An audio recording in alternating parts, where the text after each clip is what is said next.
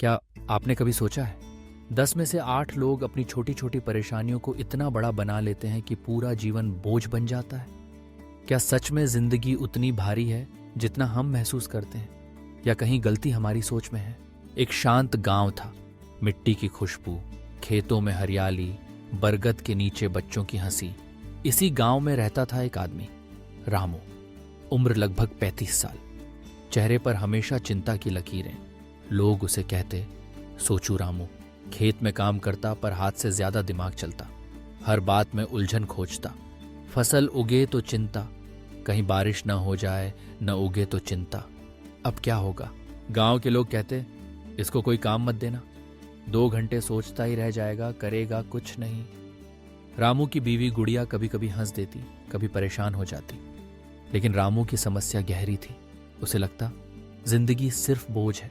हर सुबह आंख खुलती, मन में वही सवाल, क्यों इतनी मुश्किल है जीना? एक दिन गांव में कुछ हुआ जिससे रामू टूट गया। उसकी मेहनत की फसल पर कीड़ों ने हमला कर दिया। 4 महीने की मेहनत एक झटके में खत्म। रामू रात को घर लौटा, गुड़िया से बोला, अब मुझसे नहीं होगा, जिंदगी संभलती ही नहीं। गुड़िया ने चुपचाप सुना, बोली, अगर जवाब चाहिए तो खुद से या किसी ऐसे से पूछो जो जिंदगी को सच में समझता हो। रामू की आंखों में एक नाम चमका, गौतम बुद्ध। बचपन में दादी से सुना था कैसे बुद्ध ने राजमहल छोड़ दिया, सच्चाई की तलाश में निकले। रामू को पता चला पास के पहाड़ों के नीचे एक पुराना बोधि वृक्ष है, वहां एक साधु ध्यान करते हैं। कुछ लोग कहते वो बुद्ध हैं, कुछ कहते बुद्ध के शिष्य हैं। रामू ने तय किया जवाब चाहिए तो वहां जाना ही पड़ेगा। अगली सुबह सूरज निकलते ही रामू उठा, पगड़ी बांधी, लाठी ली, निकल पड़ा। रास्ता आसान नहीं था, जंगल, कांटे, धूप, प्यास से गला सूख रहा था, लेकिन रामू के भीतर जवाब की आग थी। दोपहर ढलने लगी। आखिरकार रामू पहुंच गया उस विशाल पीपल के पेड़ के नीचे। वहां एक साधु ध्यान में बैठे थे, चेहरा शांत जैसे नदी की सतह।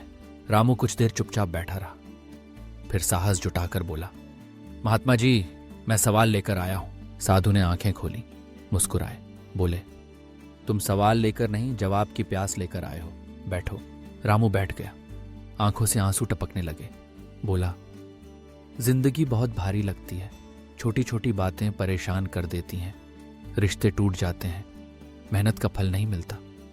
क्या यही जीवन है? साधु ने एक कंकड़ उठाया, बोले, इसे हाथ में लो। रामू ने कंकड़ हाथ में लिया। साधु बोले, अब मुट्ठी बंद करो और कसकर दबाओ। रामू ने ऐसा किया। 1 मिनट बाद साधु ने पूछा, क्या महसूस हो रहा है? रामू बोला, दर्द, हाथ में झंझनाहट। साधु मुस्कुराए, क्यों? रामू बोला, क्योंकि मैं इस छोटे से कंकड़ को कसकर पकड़े बैठा हूं। साधु ने कहा, बस यही बुद्ध की 1 मिनट की सीख है। जिंदगी भारी नहीं होती, हम उसकी छोटी छोटी बातों को कसकर पकड़े रहते हैं। जैसे ये कंकड़, छोड़ दो, दर्द भी चला जाएगा, बोझ भी। रामू जैसे जाग गया। वापसी में रास्ते भर सोचता रहा, क्या सच में मैं अपनी परेशानियों को ही पकड़कर बैठा था? हर चीज अब नई लगने लगी। सूखे पत्ते, धूप, हवा, सब में सुंदरता दिखी। गांव पहुंचा तो गुड़िया ने पूछा, क्या मिला? रामू बोला, मैंने कंकड़ छोड़ दिया। धीरे धीरे गांव में रामू बदलने लगा। अब वो शिकायत नहीं करता, फसल खराब होती तो मुस्कुराकर कहता, इस बार मिट्टी को आराम चाहिए था। लोग चौंक जाते। यही रामू जो कल तक छोटी छोटी बात पर रोता था, आज सब स्वीकार कर रहा है। हर शाम रामू गांव के बरगद के नीचे बैठता। कोई परेशान आता तो कहता, कभी कभी जिंदगी की सारी उलझनें बस एक मुट्ठी में दबे कंकड़ जैसी होती हैं, छोड़ना सीखो। गांव में एक नई लहर आई। लोग बातें कम, समझ ज्यादा करने लगे। झगड़े कम हुए, बच्चों ने खेलना शुरू किया, बूढ़ों ने मुस्कुराना। खेतों में हरियाली लौटी। इस कहानी से क्या सीख मिलती है? बुद्ध ने कुछ नया नहीं सिखाया, उन्होंने बस याद दिलाया, जिंदगी आसान है अगर बोझ हम उठाना छोड़ दें। मुश्किलें आती हैं, जाएंगी भी, लेकिन अगर हम उन्हें कसकर पकड़ेंगे तो दर्द हमारा ही होगा। तो दोस्तों, जब अगली बार जिंदगी भारी लगे, सोचिए, कहीं आप कोई कंकड़ तो नहीं पकड़ बैठे।